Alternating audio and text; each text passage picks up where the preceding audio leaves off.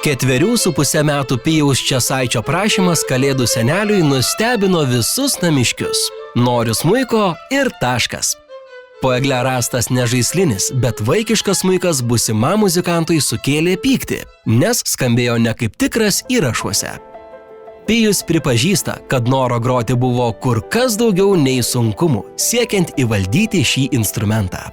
Pagaliau Pijaus dėka tarptautinis Balio dvariono konkursas turi laimėtoją iš Vilniaus. Nacionalinių ir tarptautinių konkursų laureatui kiekvienas koncertas yra šventė. O smagiausia akimirka, kai pasibaigus pasirodymui užplūsta neapsakomas laimės jausmas.